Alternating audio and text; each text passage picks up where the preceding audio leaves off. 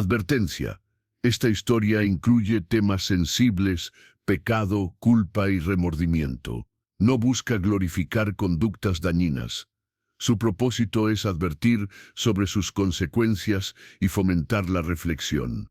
Hay amores que desafían toda lógica. Esta mujer me contó que perdió a su esposo en un accidente trágico. Donó sus órganos como último acto de amor. Meses después, conoció al receptor del corazón de su esposo y sintió algo inexplicable, una conexión que no podía entender. Empezaron a verse, a hablar, y se enamoró, pero se enamoró del hombre o del corazón que late dentro de él, del extraño o de su esposo muerto. Esta es su confesión prohibida y perturbadora. Fui sacerdote durante muchos años, 43, para ser exactos, y en ese tiempo escuché confesiones que jamás imaginé que existieran. Secretos tan extraños, tan perturbadores, que aún hoy me cuesta procesar los límites de la psique humana cuando enfrenta pérdida y dolor. No revelo nombres ni lugares, esa es mi promesa ante Dios, pero cada palabra que comparto es real.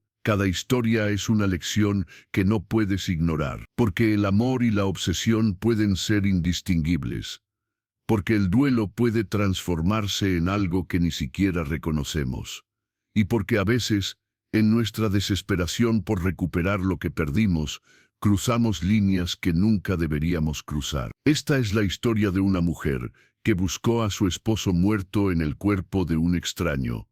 Llegó a mi confesionario un martes por la tarde. El día estaba gris, llovía suavemente afuera, y la iglesia estaba casi vacía. Solo el sonido de la lluvia contra los vitrales y el eco de sus pasos acercándose al confesionario. Se arrodilló del otro lado de la celosía, y durante un momento solo escuché su respiración, profunda, controlada, como alguien tratando de reunir coraje para decir algo que sabe que sonará demente. «Padre Gabriel», comenzó finalmente, y su voz era suave pero temblorosa. «Necesito confesar algo que ni yo misma entiendo completamente. Algo que sé que está mal, pero que no puedo parar. Porque si paro, es como perderlo a él otra vez. Y no puedo perderlo dos veces». Le dije que este era un espacio seguro, que podía compartir lo que pesaba en su alma, sin temor a juicio. «Estoy enamorada de un hombre», me dijo, «pero no es solo un hombre. Es el hombre que tiene el corazón de mi esposo muerto latiendo en su pecho. Y no sé si amo al hombre o si estoy obsesionada con recuperar la parte de mi esposo que aún está viva. Y esa línea se ha vuelto tan borrosa que ya no sé dónde termina uno y comienza el otro. Este momento le cortaría la respiración a cualquiera». Me quedé en silencio, procesando lo que acababa de escuchar. No era la primera vez que escuchaba sobre el duelo manifestándose de formas extrañas, pero esto era diferente. Esto era algo que tocaba los límites de lo comprensible. Le pedí que me contara todo desde el principio, y así comenzó a desenredar una historia de amor, pérdida y obsesión que me perseguiría durante años. Me contó que había estado casada durante 8 años. Su esposo era el amor de su vida, me dijo. Se conocieron en la universidad. Fue, según sus palabras, una de esas conexiones instantáneas que lees en libros, pero que rara vez experimentas en la vida real. Era mi alma gemela, me dijo con voz llena de nostalgia. Esa frase suena cliché, lo sé, pero con él era verdad. Nos entendíamos sin palabras, compartíamos los mismos sueños, las mismas pasiones. Éramos dos mitades de un todo perfecto. Se casaron jóvenes, 23 años ambos. Construyeron una vida juntos, una casa pequeña pero acogedora, trabajos que amaban, planes de tener hijos eventualmente. Todo era perfecto, me dijo, absolutamente perfecto. Y entonces continuó, y su voz cambió completamente. Hace 3 años, todo terminó en un instante. Un accidente de tráfico, un conductor distraído, y mi esposo, mi alma gemela, se fue. En segundos, sin advertencia, sin oportunidad de despedirme. Me describió ese día con detalles que claramente había revivido miles de veces. La llamada del hospital, La carrera desesperada para llegar. Los doctores con rostros graves explicando que habían hecho todo lo posible, pero que el daño cerebral era demasiado severo. Estaba en muerte cerebral, me explicó. Su cuerpo funcionaba con máquinas, pero él ya se había ido. Mi esposo ya no estaba ahí. Y yo tuve que tomar la decisión más difícil de mi vida. Los doctores le preguntaron sobre donación de órganos. Su esposo había marcado sí en su licencia de conducir, pero la decisión final recaía en ella como próximo familiar. Y en medio de mi dolor, me contó, en medio de mi devastación completa, pensé al menos algo bueno puede salir de esto. Al menos partes de él pueden seguir viviendo, pueden salvar vidas, pueden hacer que su muerte tenga algún significado.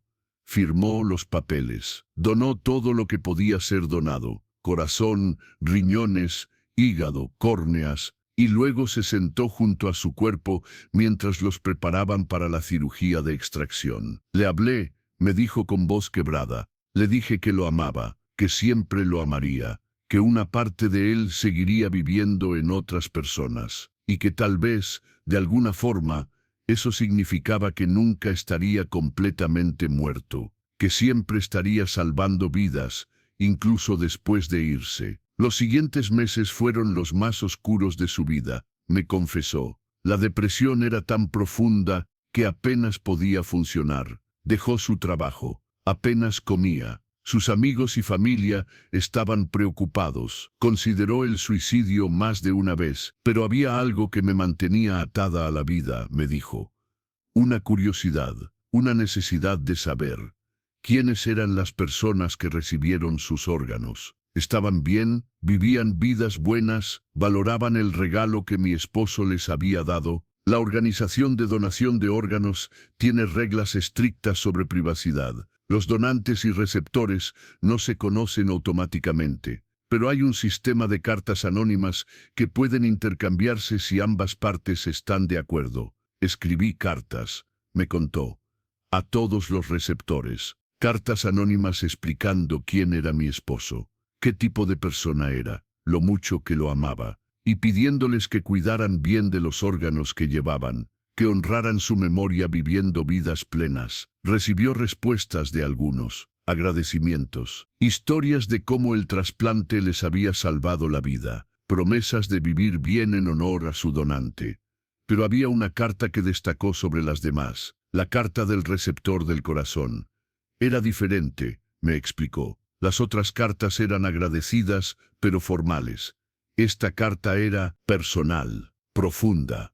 El hombre que recibió el corazón de mi esposo escribió páginas sobre cómo se sentía, sobre los cambios que había notado desde el trasplante, sobre una conexión extraña que sentía con alguien que nunca conoció. Me describió cómo esa carta la afectó, cómo la leyó una y otra vez, cómo empezó a obsesionarse con ese hombre específico, el hombre que llevaba el corazón de su esposo. Y entonces hice algo que no debería haber hecho, me confesó.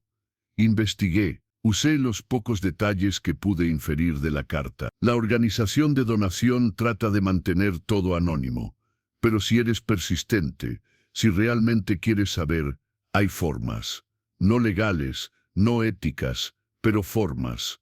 Contrató un investigador privado. Con la fecha del trasplante, el hospital y algunos otros detalles lograron reducir las posibilidades, y eventualmente encontraron al hombre. Su nombre era... No puedo decir su nombre, se corrigió, pero lo encontré.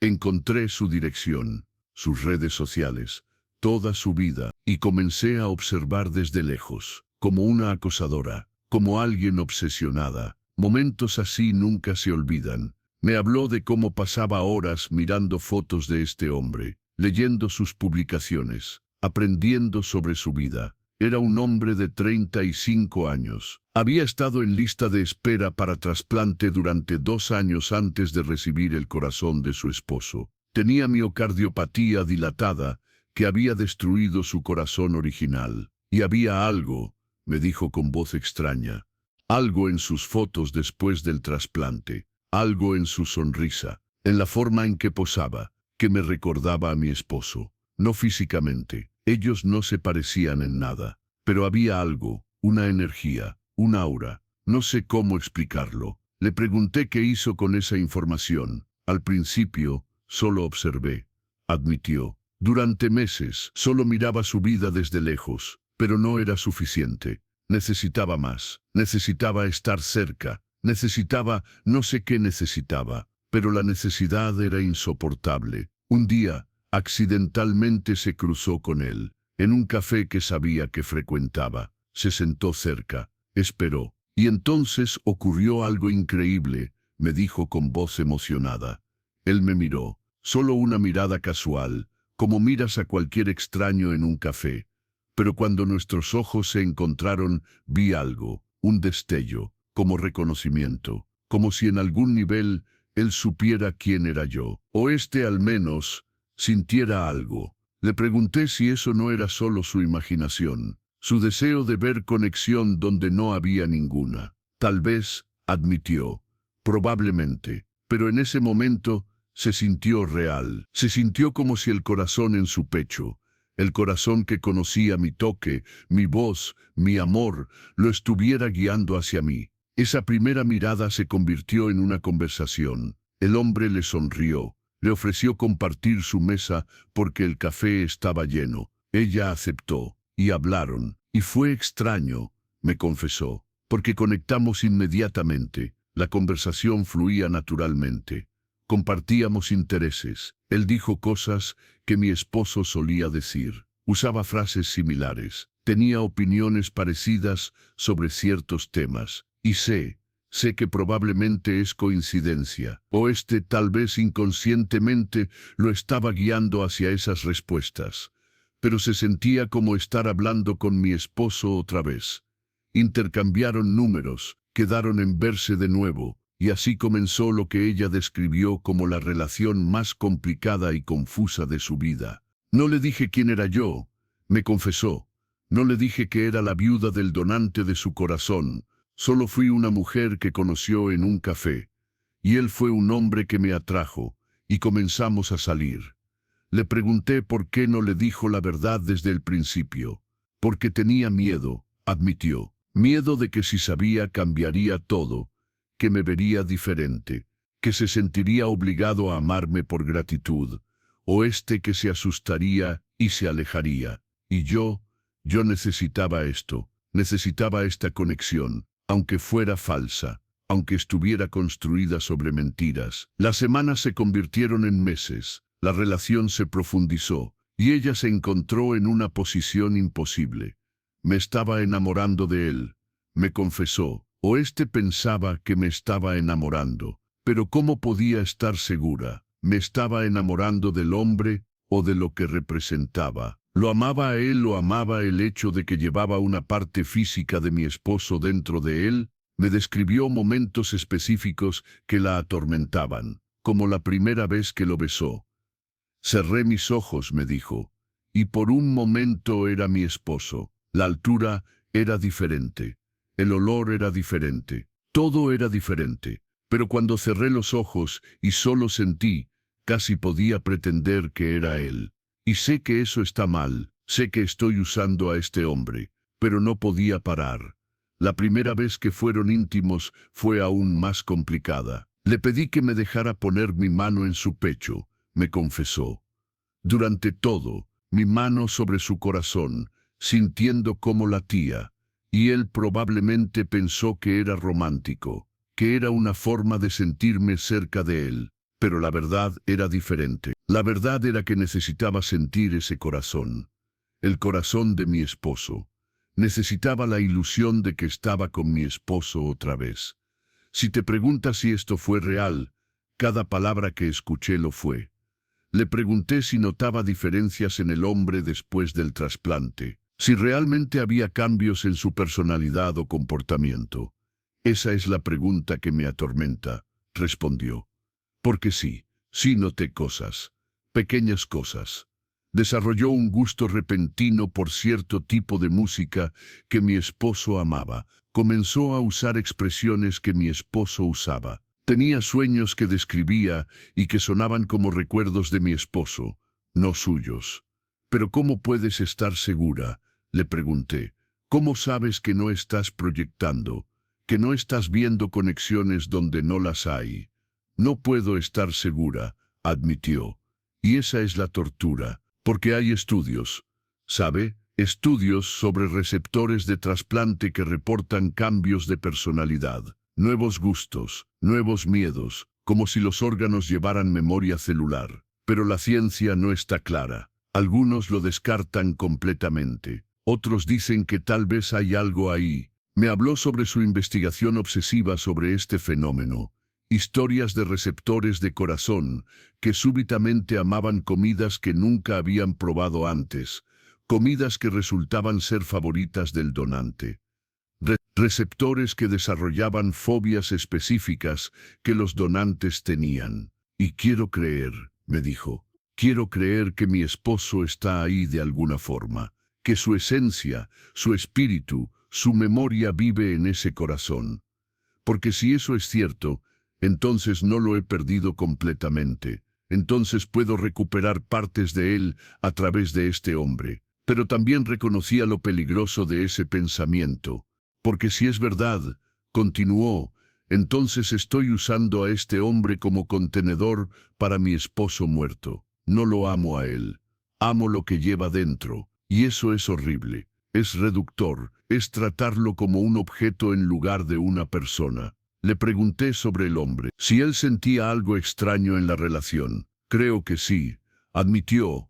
«A veces me mira con confusión, como si supiera que hay algo que no estoy diciendo. Ha comentado varias veces que se siente extrañamente cómodo conmigo, que me conoce de alguna forma, que hay familiaridad que no puede explicar, y eso no te hace querer decirle la verdad». «Todo el tiempo», respondió. «Todos los días quiero confesarle, decirle, el corazón que late en tu pecho perteneció a mi esposo. Esa es la razón de esta conexión. Esa es la razón por la que nos sentimos como si nos conociéramos desde siempre. Pero tengo miedo». «¿Miedo de qué?» «Miedo de que si se lo digo, todo cambie», explicó. «Miedo de que me vea como una acosadora, como alguien enferma que lo manipuló para tener una relación. Miedo de perderlo, y si lo pierdo, pierdo la última conexión que tengo con mi esposo».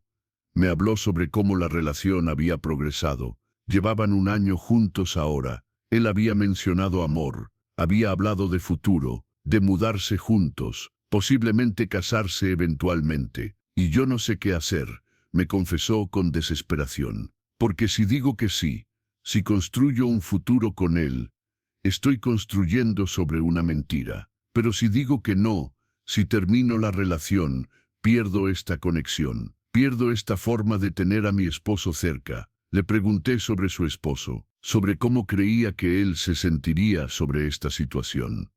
Hubo un largo silencio. «Él me amaría lo suficiente para querer que fuera feliz», dijo finalmente. «Sé que lo haría. Si pudiera hablar desde donde sea que esté, probablemente me diría que siguiera adelante, que encontrara amor de nuevo, que viviera mi vida.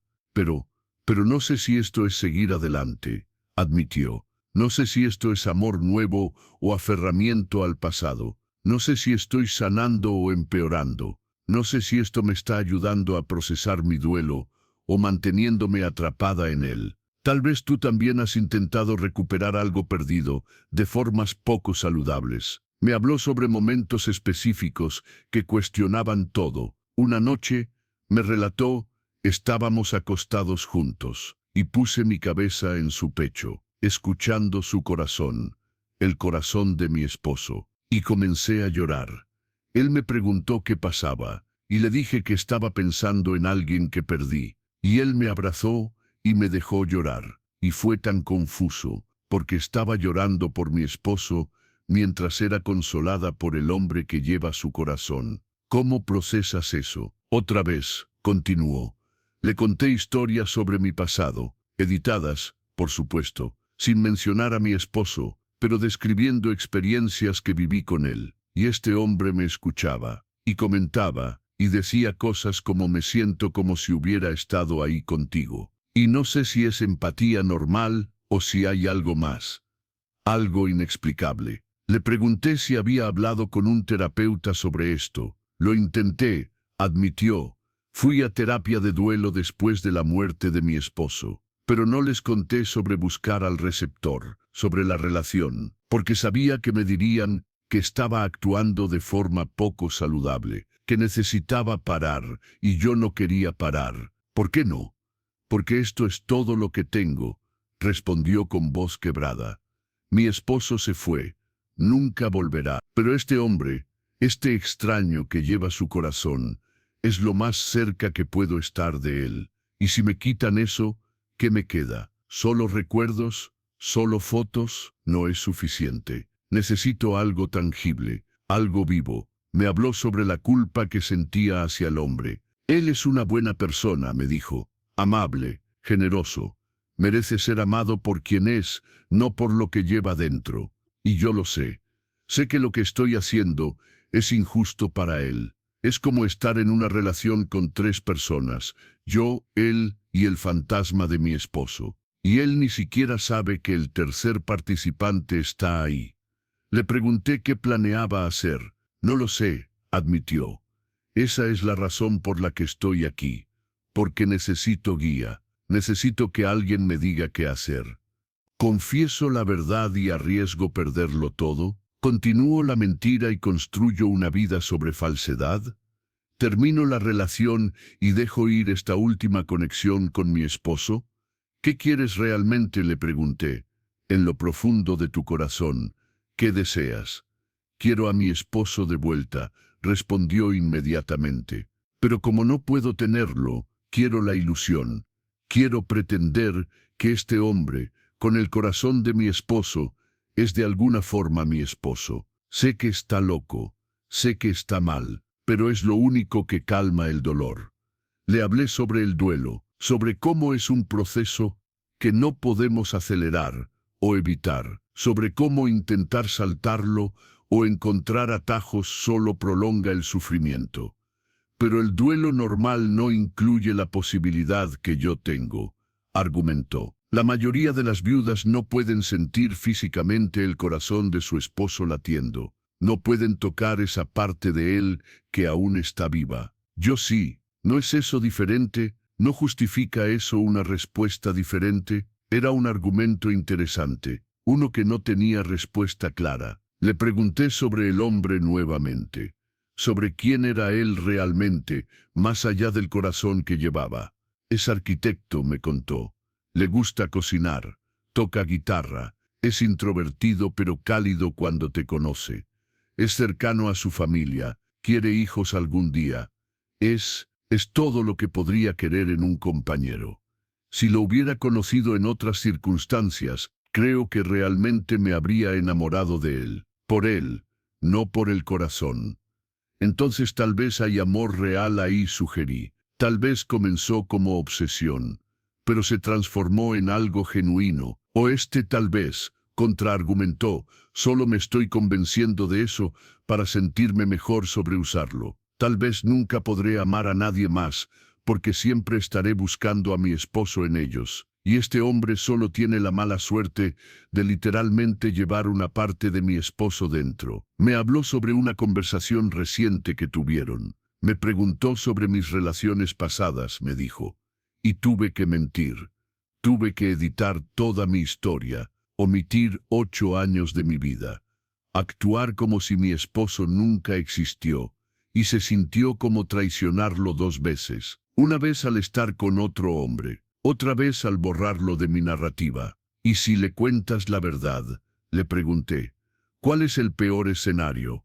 El peor escenario, respondió lentamente, es que se horrorice, que se sienta violado, que sienta que invadí su privacidad de la forma más íntima posible, que terminemos, que me odie, que tenga que vivir sabiendo que destruí algo bueno por mi obsesión enferma. Y el mejor escenario, dijo con esperanza tenue, es que entienda, que vea que lo que hice vino del dolor, no de malicia, que tal vez él también sienta la conexión y quiera explorarla.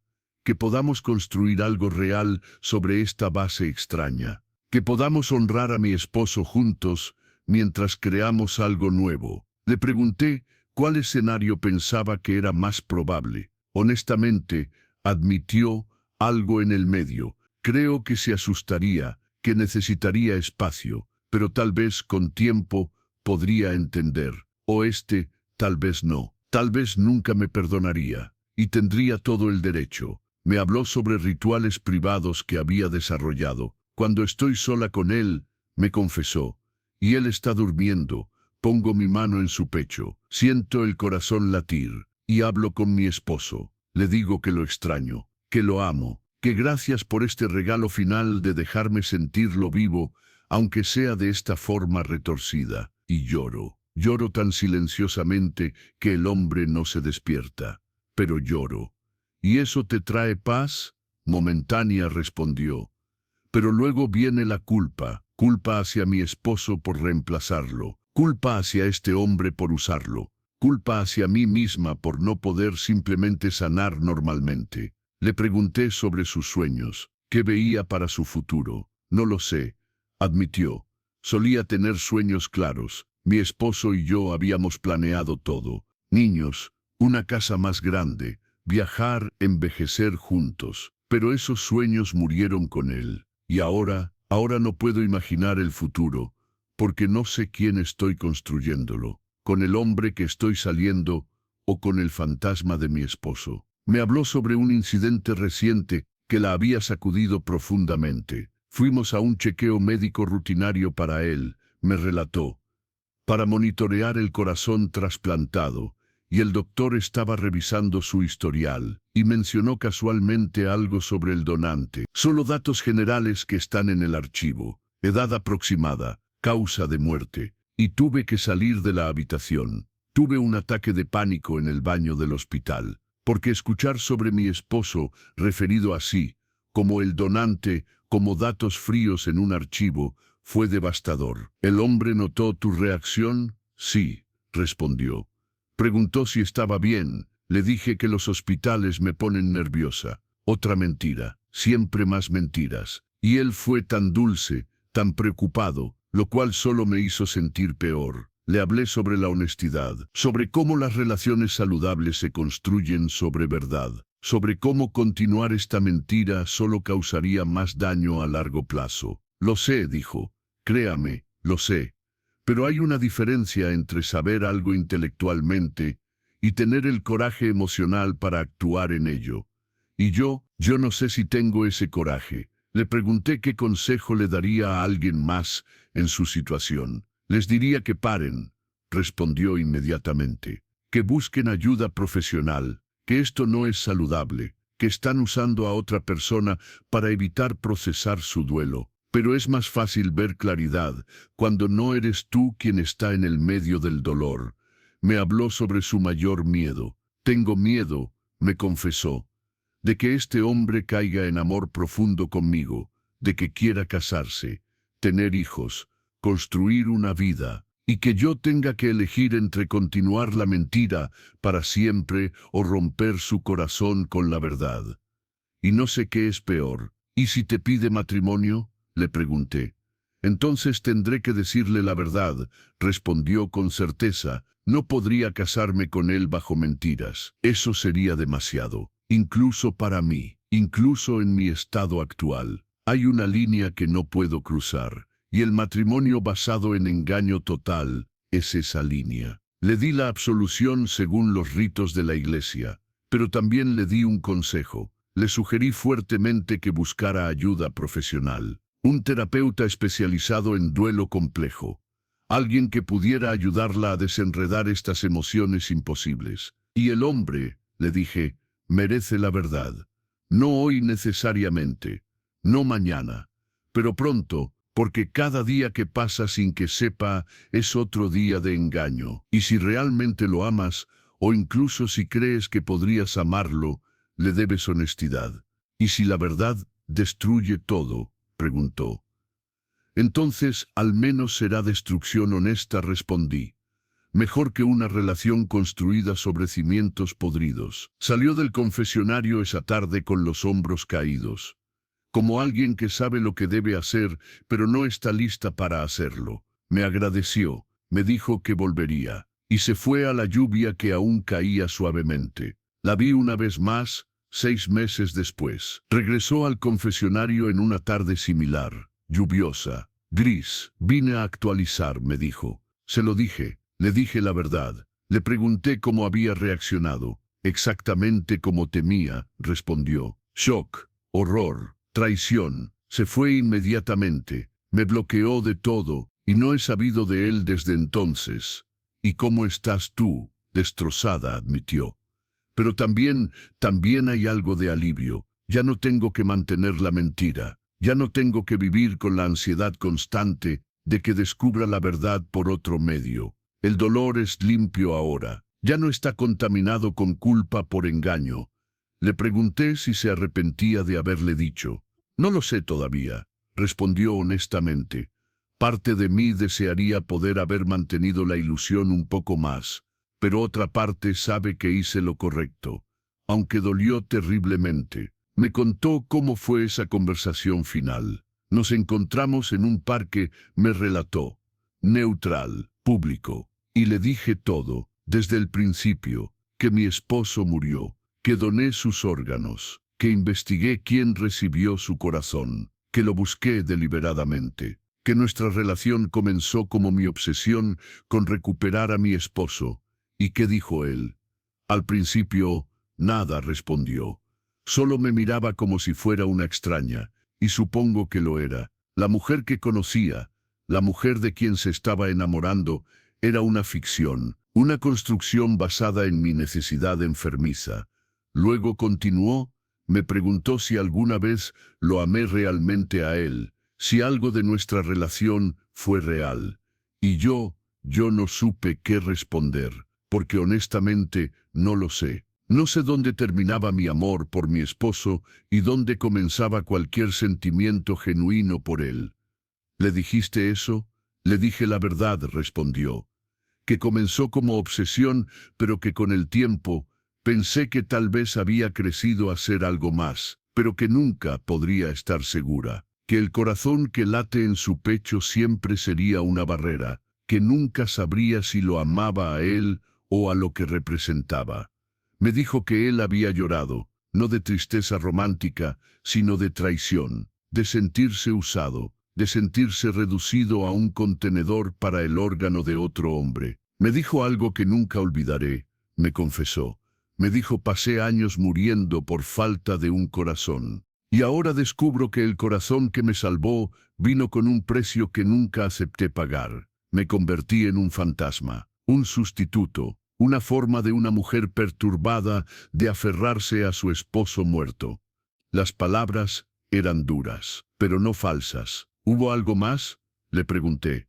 Sí, respondió. Antes de irse, me preguntó si creía en memoria celular, si realmente pensaba que su corazón llevaba parte de mi esposo, y le dije que quería creerlo, que necesitaba creerlo para justificar lo que había hecho. Y él me dijo algo que me destrozó completamente. ¿Qué te dijo? Me dijo: tal vez tienes razón, tal vez este corazón sí lleva memoria de tu esposo, pero ¿sabes qué más podría llevar? Podría llevar su amor por ti, su lealtad a ti, y tal vez por eso me sentía tan conectado. Tal vez este corazón reconocía a alguien que ama, pero tú tomaste eso y lo convertiste en algo enfermo. Tomaste un regalo hermoso y lo manchaste. Hubo un largo silencio mientras procesaba esas palabras. Tenía razón, dijo finalmente. Si hay algo de verdad en la memoria celular, si mi esposo de alguna forma vive en ese corazón, entonces lo traicioné. Usé su amor residual para manipular a un hombre inocente. No honré su memoria, la profané. Le pregunté si había intentado contactarlo desde entonces. No, respondió firmemente. Le hice suficiente daño. Merece paz. Merece sanar de lo que le hice. Merece encontrar amor verdadero con alguien que lo ame por quien es, no por lo que lleva dentro. ¿Y tú, cómo estás sanando? Finalmente empecé terapia real, me dijo, con un especialista en duelo complicado. Y es duro, es doloroso, porque básicamente estoy procesando dos pérdidas ahora, la pérdida de mi esposo y la pérdida de la ilusión que construí para evitar procesarla. Me habló sobre lo que había aprendido en terapia. Mi terapeuta me explicó, me contó, que lo que hice se llama duelo evitativo. En lugar de procesar la pérdida de mi esposo, creé una narrativa donde no lo había perdido completamente, donde podía recuperarlo de alguna forma. Y esa narrativa se volvió más importante que la realidad. También, continuó, me hizo ver que no estaba honrando a mi esposo. Estaba aferrándome a él de una forma que le quitaba su muerte de significado.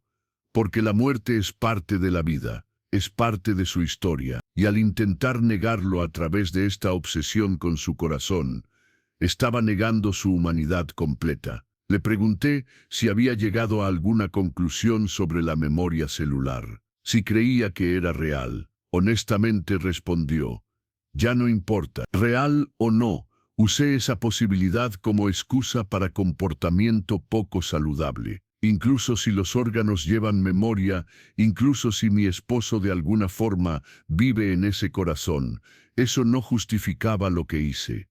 No justificaba manipular a un hombre inocente. Me habló sobre cómo veía las cosas ahora, con meses de terapia y distancia. Creo que me enamoré de la idea, me dijo. La idea de recuperar a mi esposo.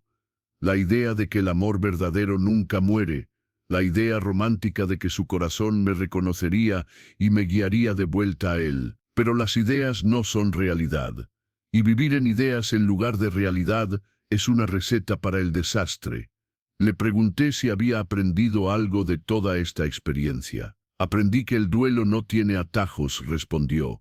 Que tienes que pasar por él, no alrededor. Aprendí que aferrarse al pasado con tanta fuerza que daña el presente es una forma de muerte propia. Y aprendí que cuando amas a alguien verdaderamente, la forma de honrarlos después de su muerte no es intentar traerlos de vuelta, es dejarlos ir.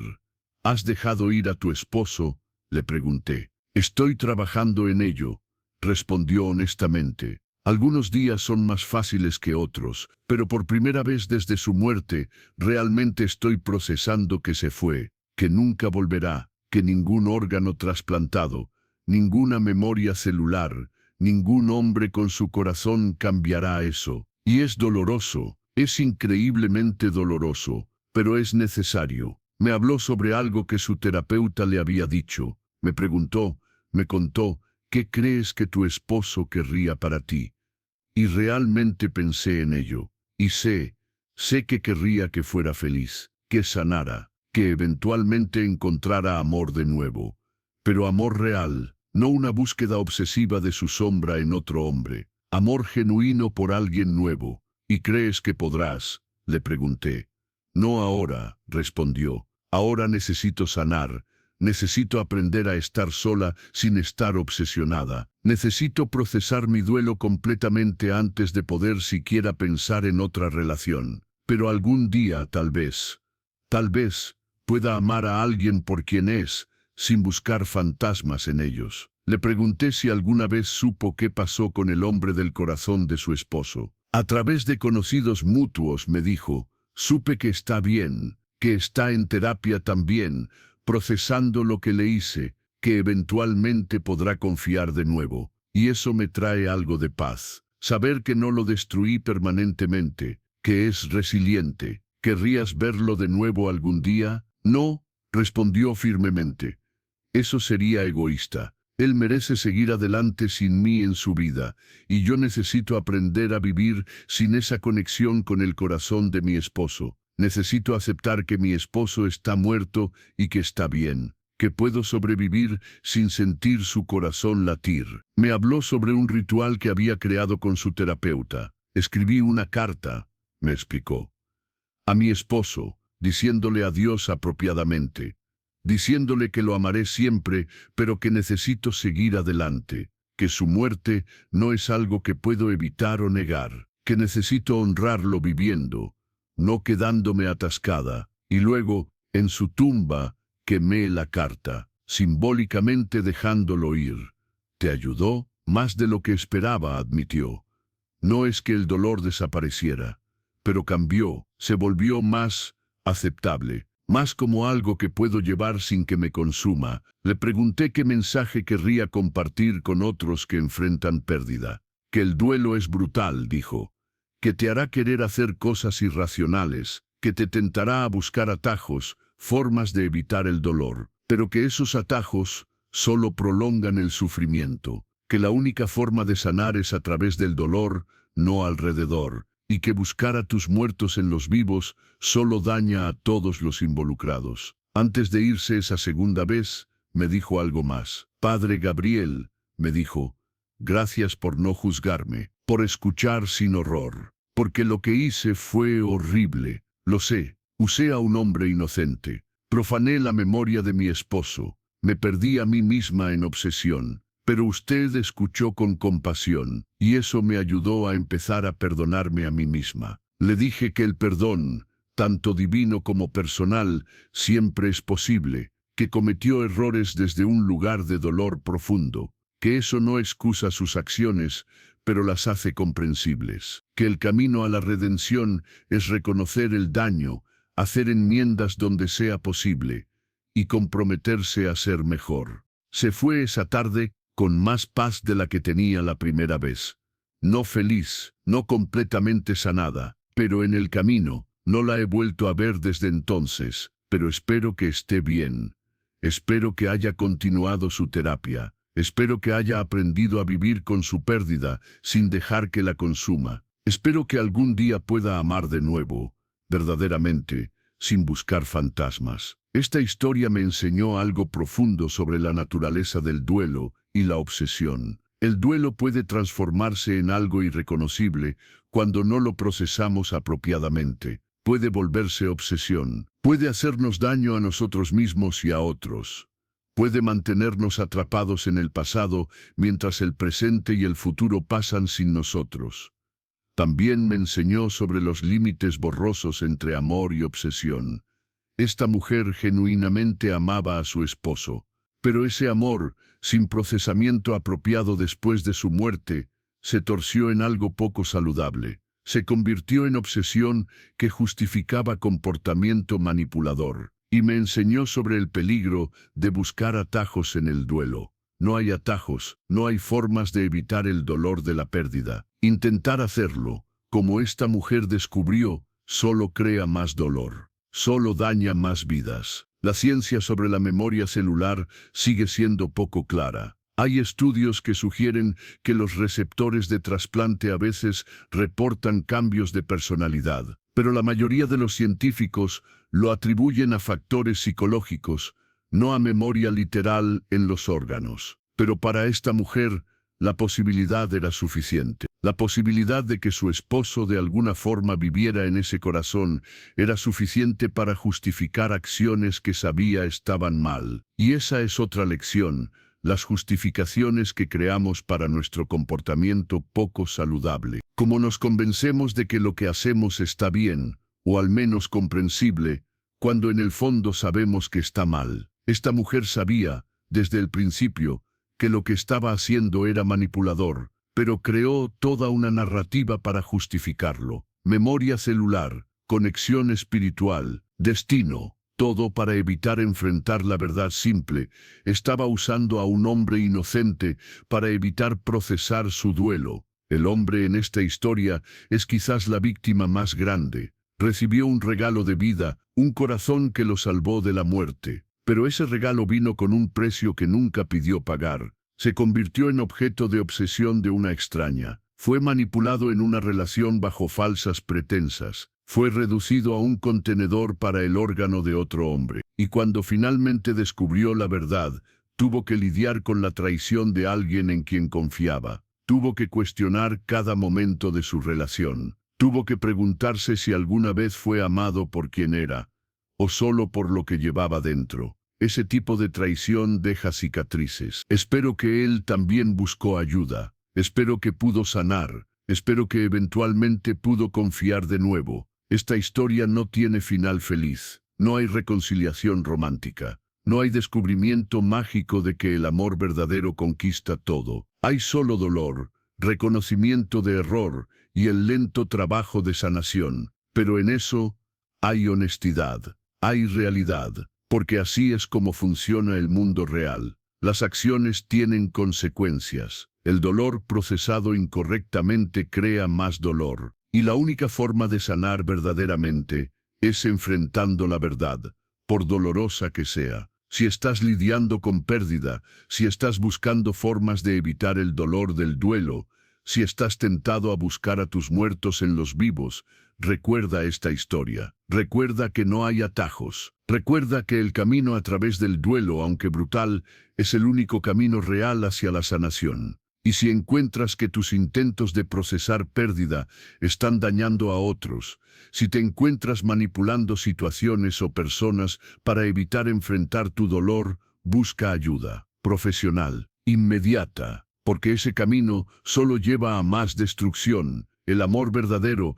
incluso después de la muerte, significa querer lo mejor para quien amaste. Y lo mejor para ellos no es que te quedes atrapado en tu dolor, es que sanes. Es que vivas, es que eventualmente ames de nuevo. Pero ese amor debe ser real, debe ser por la persona que tienes frente a ti, no por el fantasma que buscas en ellos. Suscríbete a Historias del Pecado para más confesiones que te harán reflexionar sobre los límites del amor, la obsesión y el verdadero significado de dejar ir.